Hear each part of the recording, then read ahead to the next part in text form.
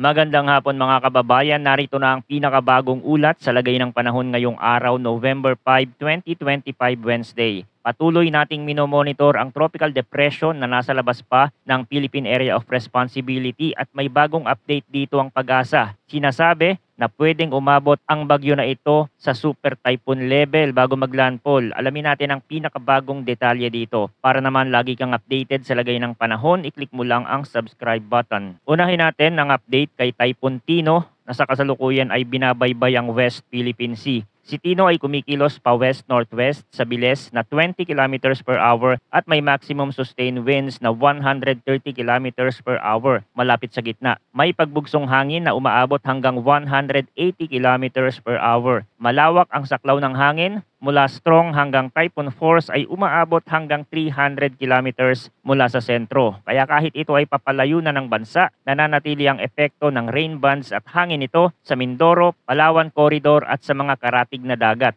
Sa track forecast ni Tino, magtutuloy-tuloy ito pa west-northwest sa loob ng West Philippine Sea at malamang na lumabas ng PAR mamayang gabi o bukas ng umaga, Thursday, November 6. Habang nasa dagat, inaasahan na ito ay magre-intensify sa susunod na 12 hours at posibleng maabot ang peak intensity nito habang papalayo sa bansa. Kahit malayo na, hindi dapat ipagsawalang bahala ang trailing rain shield at ang malalakas na bugso na maaaring umabot pa sa Occidental at Oriental Mindoro at maging sa Western Visayas. Update naman tayo sa tropical depression sa labas ng PAR. Batay sa pinakabagong datos, ang sentro nito ay nasa layong humigit kumulang 1,835 kilometers sa silangan ng northeastern Mindanao. Taglay nito ang maximum sustained winds na 55 kilometers per hour. Malapit sa gitna, may pagbugsong hangin na hanggang 70 kilometers per hour at central pressure na 1,002 HPA. Mabagal at paikot ang kilos. Kasalukuyan itong kumikilos pa east sa bilis na 10 kilometers per hour. Habang naglulop o pabago-bago sa nakapaligid na karagatan, malawak ang hangin ito dahil ang strong winds ay umaabot hanggang 450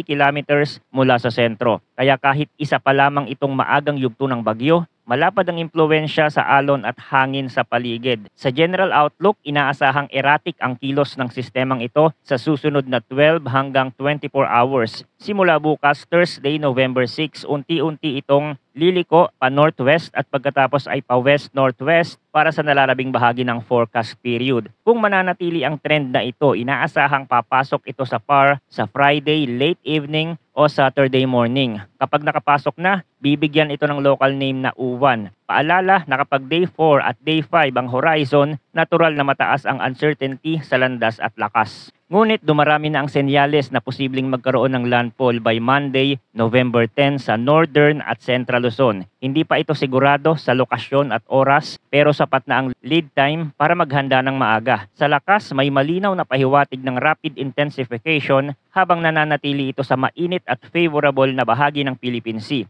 Naka-forecast na maaabot nito ang typhoon category by Friday at posibleng umakyat pa sa super typhoon category by Saturday kung mananatiling mababa ang vertical wind shear at mataas ang sea surface temperature. Ibig sabihin, posibleng lumapit sa kalupaan ang isang malakas na sistema habang nasa peak o malapit sa peak ang intensity. Dahil dito, inaasahan maglalabas ng wind signal sa silangang bahagi ng Luzon at ilang bahagi ng Samar Province by Friday evening o Saturday morning bilang paghahanda sa pagdating ng malalakas na hangin. Para sa kasalukuyang senaryo, posible ang pinakamataas na signal hanggang wind signal number 5, isang malubhang sitwasyon kung sakali. Inaasahan ding magsimulang lumala ang lagay ng panahon sa Sunday, November 9, kasunod ang potensyal na life-threatening na kondisyon sa Monday, November 10 at Tuesday, November 11 sa malaking bahagi ng Northern Luzon at ilang bahagi ng Central Luzon. Mataas din ang panganib ng storm surge at coastal flooding sa kahabaan ng Hilagang at Silangang Baybayin. Asahan ang storm surge warning by Saturday kung kinakailangan. Para sa dagat, magsisimula ang moderate to rough sea sa northern at eastern seaboard ng Luzon at eastern seaboards ng Visayas at Mindanao by late Friday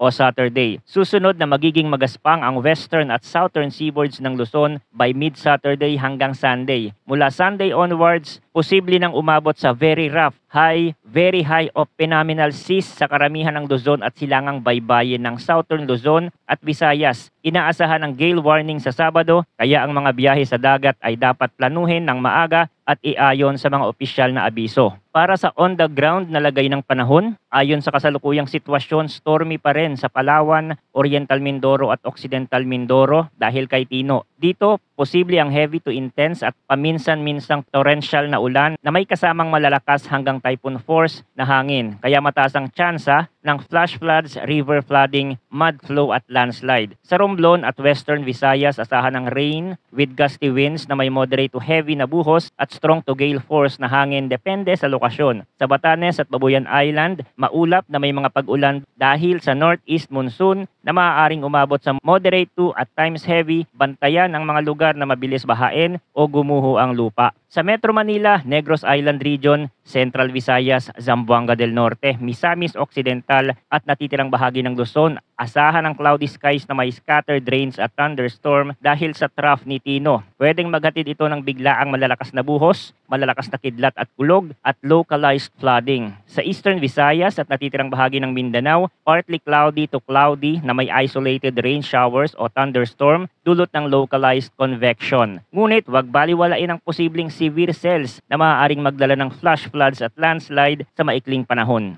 Dahil may potensyal na isa pang malakas na sistema na posibleng pumasok bilang uwan, mahalagang magplano na ng maaga para sa komunidad at pamilya kung ikaw ay nasa Cagayan Valley, Cordillera, Ilocos, Aurora o silangang bahagi ng Central Luzon. Simulan na ang pre-positioning ng relief goods, paglilinis ng kanal at pag-secure ng bubong, bintana at outdoor fixtures. Tandaan ang evacuation routes at alamin ang pinakamalapit na ligtas na matataas na lugar kung sakaling maglabas ng preemptive evacuation ang inyong LGU. I-check ang mga generator, i-charge ang mga komunikasyon at ilagay sa waterproof pouch ang mga importanteng dokumento. Practical checklist para sa lahat, lalo na sa mga posibleng madaanan ng bagyong uwan sa susunod na mga araw. Una, isecure ang bubong, antena, water tank, solar panels at outdoor items. Itali o ibaba ang maaaring liparin. Pangalawa, maghanda ng go bag na may tubig, ready to eat na pagkain, flashlight, batteries, power bank, first aid kit, personal na gamot,